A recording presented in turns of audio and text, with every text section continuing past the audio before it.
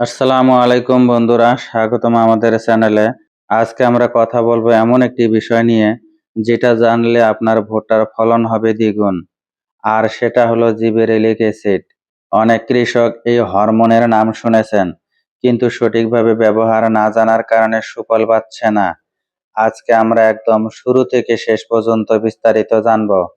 তাহলে দেরি না করে শুরু করা যাক। জিবেরেলিক অ্যাসিড কি?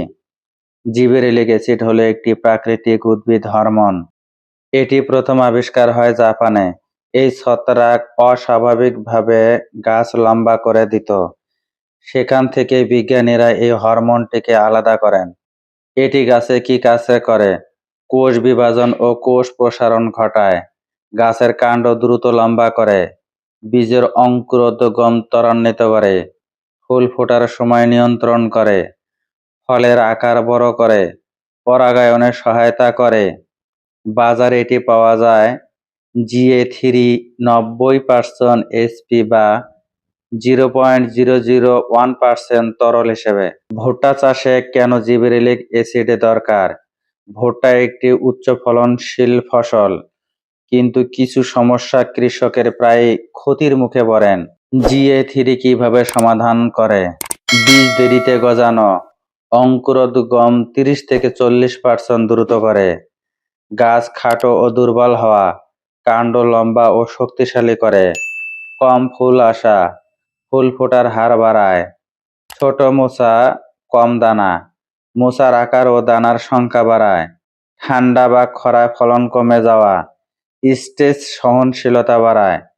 গবেষণায় দেখা গেছে সঠিক মাত্রায় GA3 ব্যবহারে ভুট্টার ফলন 15 থেকে 30% পর্যন্ত বৃদ্ধি পাওয়া সম্ভব।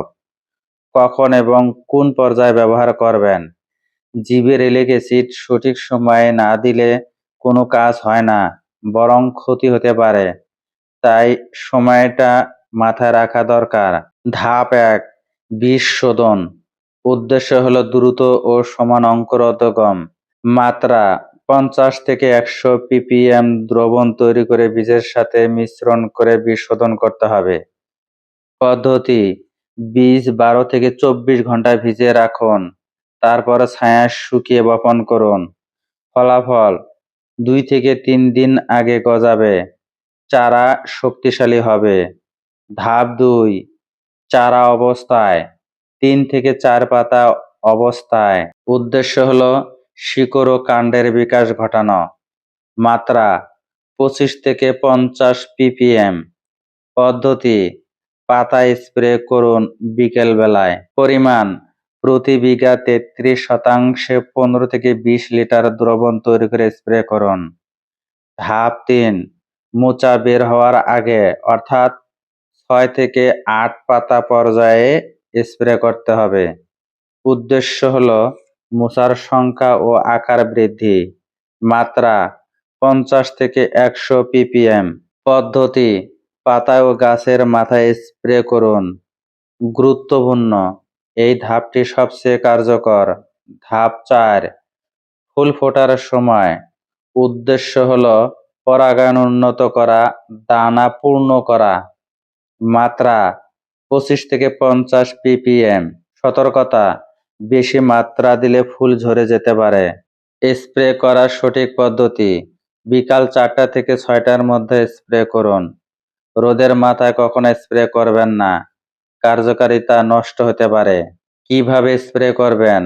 পাতার উপর ও নিচে দুদিকে স্প্রে করুন। গাছের ডগায় ভালোভাবে লাগান।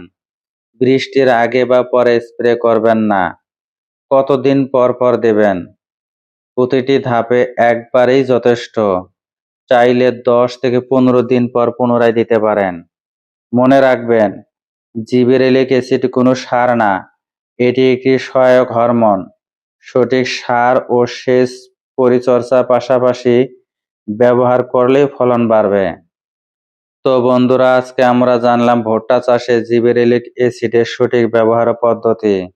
মনে রাখবেন, সঠিক মাত্রা, সঠিক সময়, সঠিক পদ্ধতি, এই 3টি মেনে চললে আপনার ভুট্টার ফলন অবশ্যই বাড়বে। ভিডিওটি দেখে যদি বিন্দু পরিমাণ উপকারে আসে, ভিডিওটি অন্যদের মাঝে শেয়ার করে দিবেন। ধন্যবাদ।